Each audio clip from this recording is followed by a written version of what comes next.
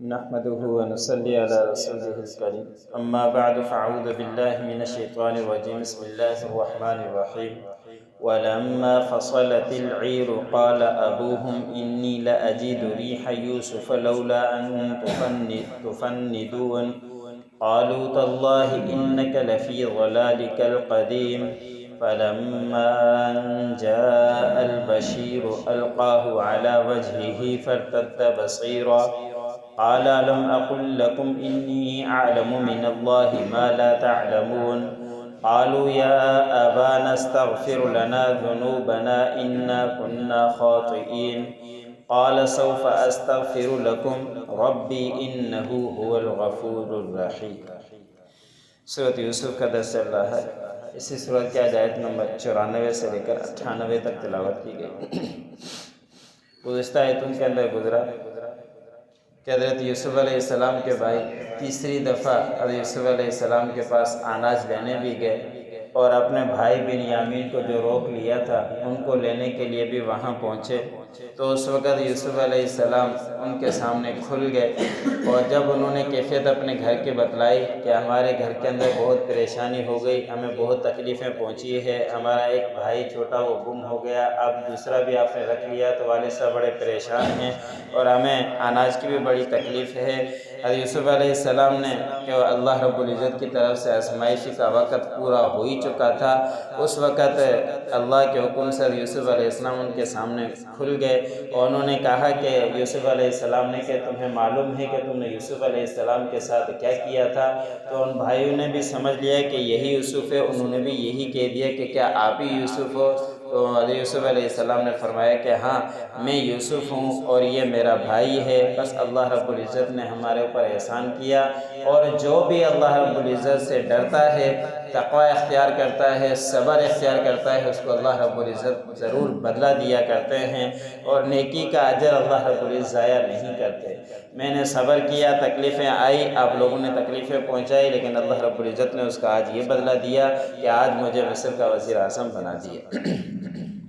تو اس کے بعد یوسف علیہ السلام نے فرمایا تھا کہ آج تمہارے اوپر کوئی ملامت نہیں ہے، اللہ تمہارے اوپر رحم فرمائے، بس تم دوبارہ بھی اپنے والد کے پاس جاؤ، یہ قمیص لے جاؤ، اپنے والد کے آنکھوں کے اوپر ڈالنا، ان کی بینائی لوٹ کر آ جائے گی۔ حضرت یعقوب علیہ السلام کی اپنے بیٹے کے صدمے کی وجہ سے رو رو کر آنکھیں سفید ہو گئی تھی اور آنکھوں سے بینائی جاتی رہی تھی، تو اس وقت یوسف علیہ السلام نے خطبہ دیا تھا کہ یہ اپنے میرے والد کے چہرے پر ڈالنا، اس سے بینائی آ جائے گی۔ آج کے آیت میں اللہ رب العزت نے ان کے مزید نقشہ واقعے کا کھینچا۔ اللہ رب العزت نے فرمایا کہ جب وہ قافلہ وہاں سے نکلا یعقوب علیہ السلام کے پاس، یوسف علیہ السلام سے آگے نکل کر یعقوب علیہ السلام کی طرف آنے لگا، تو اس وقت یعقوب علیہ السلام نے یوسف علیہ السلام کے ابو یعقوب علیہ السلام نے فرمایا کہ بے شک میں یوسف علیہ السلام کی خوشبو کو پاتا ہوں، اگر تم مجھے بوڑھا اور بے عقل نہ کہو تو میں یوسف علیہ السلام کی خوشبو کو پاتا ہوں۔ حقیقت یہی ہے کہ اس وقت لوگ یہی کہیں گے کیونکہ اتنے عرصے سے روئے چلے جا رہے ہیں، ابھی تک انہی کا ایک طرح سے تذکرہ کر رہے ہیں، ابھی کون سا یوسف علیہ السلام کے پاس خوشبو آ گئی، یہ کس طرح کی باتیں کرتے ہیں کہ ان کو خوشبو اس طرح کی آ رہی ہے۔ اس لیے پہلے سے یعقوب علیہ السلام نے فرمایا کہ اگر تم مجھے بوڑھا اور بے عقل نہ کہو تو میں یوسف علیہ السلام کی خوشبو کو پاتا ہوں۔ اب یہاں سے بھی اللہ رب العزت کی آزمائش کا وقت ختم ہو چکا تھا، ورنہ کنعان کے اندر جب بھائی ان کو کنویں کے اندر ڈال کر آ گئے تھے، تھوڑا سا فاصلہ تھا، وہاں سے خوشبو یعقوب علیہ السلام کو نہیں آئی، وہاں سے پتہ نہیں پڑا، لیکن کنعان سے مصر 8 سے 10 دن کی سفر کا مفسرین نے لکھا ہے، لیکن وہاں سے جیسے ہی قافلہ نکلا تو خوشبو آ گئی، تو اللہ رب العزت کی طرف سے آزمائش کا وقت ختم ہی ہو چلا تھا، اس لیے اب ان کے آثار ظاہر ہو گئے تھے۔ تو وہاں لوگ جو موجود تھے رشتہ دار، انہوں نے کہا کہ اللہ کی قسم آپ تو پرانی ایک بیماری کے اندر ہیں اور پرانی غلطی کے اندر ہی خطا کے اوپر چلے آ رہے ہیں، اب کہاں سے یوسف علیہ السلام کی خوشبو آپ کو آ گئی؟ 40 سال کا کم و پیش عرصہ ہو چکا تھا، اب آپ کو کس طرح کی خوشبو آ رہی ہے؟ اب بیچ کا نقشہ اللہ رب العزت نے کچھ نہیں کھینچا، بس 10 دن کے قافلہ واپس حضرت یعقوب علیہ السلام کے پاس آ کے پہنچا تو اس قافلے نے آ کے خوشخبری دی، اور خوشخبری دے کر ان کے کرتا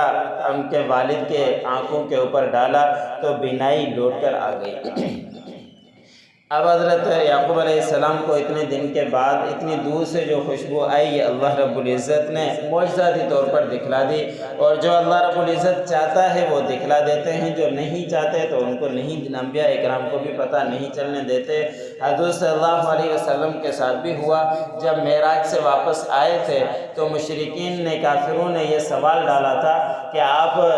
بیت المقدس دے کر آئے ہیں تو ہمیں بتلائیں کہ وہاں کے دروازے کتنے ہیں، وہاں کی کھڑکیاں کتنی ہیں، وہاں کے روشن دان کتنے ہیں۔ مسلم شریف کے اندر حدیث ہے کہ حضور صلی اللہ علیہ وسلم نے فرمایا کہ مجھے جتنی اس وقت پریشانی ہوئی تھی اس سے پہلے کبھی نہیں ہوئی، کہ اگر میں ان کو جواب نہیں دوں گا تو یہ اور شور شرابہ شروع کر دیں گے۔ تو اللہ رب العزت نے سارے پردے ہٹا کر بیت المقدس آپ صلی اللہ علیہ وسلم کے سامنے کر دیا، اور جو جو وہ سوال کر رہے تھے حضور صلی اللہ علیہ وسلم ان کو دے رہے تھے، اور وہاں سے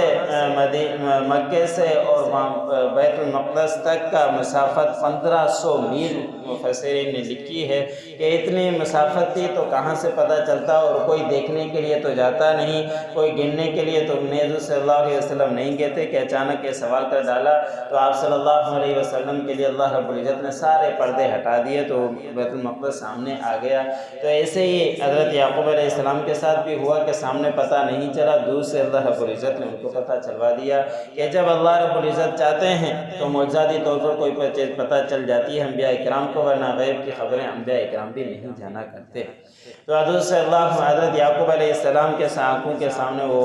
کرتا ڈالا تو حضرت یعقوب علیہ السلام کی بینائی لوٹ کر آئی۔ اس کے بعد یعقوب علیہ السلام نے فرمایا کہ کیا میں نے تم سے نہیں کہا تھا کہ جو اللہ رب العزت کی طرف سے، بے شک میں اللہ رب العزت کی طرف سے زیادہ جانتا ہوں جس کو آپ لوگ نہیں جانتے، کہ یہ خوشبو آ رہی تھی اس لیے میں نے آپ لوگوں کے سامنے تذکرہ کر دیا۔ اس وقت بیٹوں نے بھی آپ کے سامنے کہہ دیا کہ ابا جان ہمارے لیے استغفار کیجئے، ہم سے غلطی ہو گئی، ہم خطا کار ہیں، ہم گناہ گار ہیں، بس آپ ہمارے لیے اللہ رب العزت سے معافی مانگیں، اللہ رب العزت ہمیں معاف فرما دیں۔ حضرت یعقوب علیہ السلام نے فی الفور نہیں کہا کہ بس اللہ رب العزت تمہیں معاف کر دے یا ابھی تمہارے لیے ہاتھ اٹھاتا ہوں، بلکہ فرمایا کہ ان قریب میں تمہارے لیے استغفار کروں گا اپنے پروردگار سے، بے شک وہ معاف کرنے والا اور رحم کرنے والا ہے۔ یا مفسر نے لکھا ہے کہ اس وقت اس لیے دعا نہیں کی، حضرت یعقوب علیہ السلام نے قبولیت کے وقت کی دعا کا انتظار کیا کہ ان قریب قبولیت کا وقت آئے گا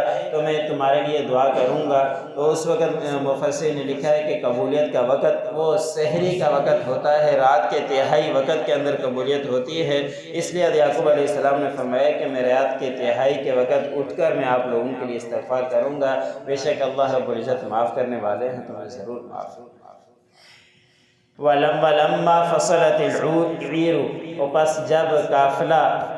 چل نکلا وہاں سے، قال ابوہم، حضرت یوسف علیہ السلام کے والد نے کہا، انی لأجد ریح یوسف، کہ بے شک میں یوسف علیہ السلام کی خوشبو کو پاتا ہوں، لولا ان تفندون، اگر تم مجھے بوڑھا اور بے عقل نہ کہو تو میں ایک بات جو بتا رہا ہوں کہ خوشبو آ رہی ہے یوسف علیہ السلام کی۔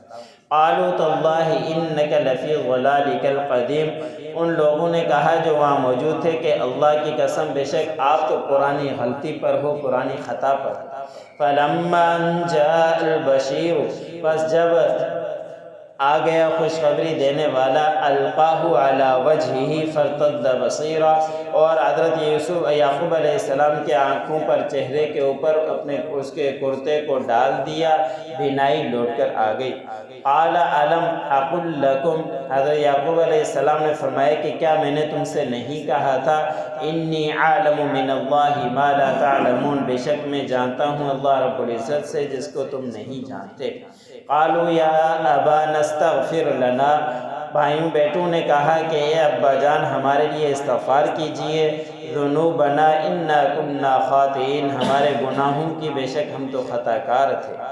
قال سوف استغفر لکم ربی، حضرت یعقوب علیہ السلام نے فرمایا کہ ان قریب میں تمہارے لیے استغفار کروں گا اپنے رب سے، انہ هو الغفور الرحیم، بے شک وہ اللہ معاف کرنے والا اور